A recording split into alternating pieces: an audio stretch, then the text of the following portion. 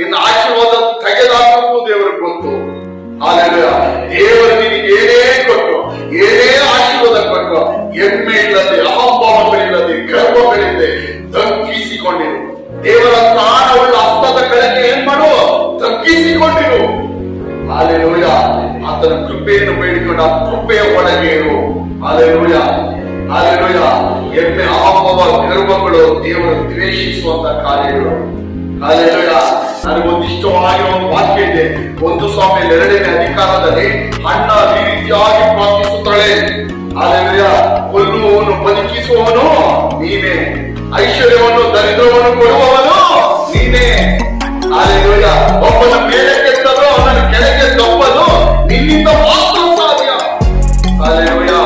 ನಮ್ಮನ್ನ ಐಶ್ವರ್ಯ ಮಾಡಲು, ಬಡತನಗಳನ್ನು, ದರಿದ್ರಗಳನ್ನು ಐಶ್ವರ್ಯ ಮಾಡಲು ಯಾರಿಂದ ಸಾಧ್ಯ?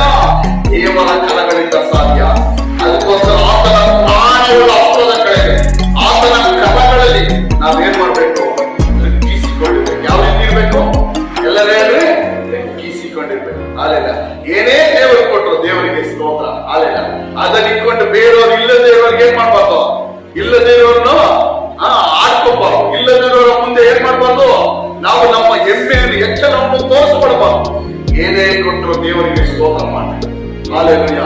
ಏನೇ ಕೊಟ್ಟರು ದೇವರಿಗೆ ಸ್ತೋತ್ರ ಮಾಡಿ. ಹಾಲೆಲೂಯಾ. ದೇವರಿಗೆ ಕೃತಜ್ಞತೆ ಸಲ್ಲಿಸಿರಿ. ಹಾಲೆಲೂಯಾ. ದೇವರಿಗೆ ಕೃತಜ್ಞತೆ ಸಲ್ಲಿಸಿರಿ. ಹಾಲೆಲೂಯಾ. ಯೋಬನ ರೀತಿ ಇರಬೇಕು ನಾವು. ಯೋಬನ ಏನ್ ಮಾಡ್ದ? ದೇವರ ಎಲ್ಲವನ್ನು ತೆಗೆದಾಕ್ತದ. ಎಲ್ಲವನ್ನು ದೇವರು ಏನ್ ಮಾಡಿದ್ರು? ತೆಗೆದು ಯೋಬನ ಜೀವನ. ಯೋಬನ ಹೇಳ್ದ, ಯೆಹೋವನು ಕೊಟ್ಟನು, ಯೆಹೋವನು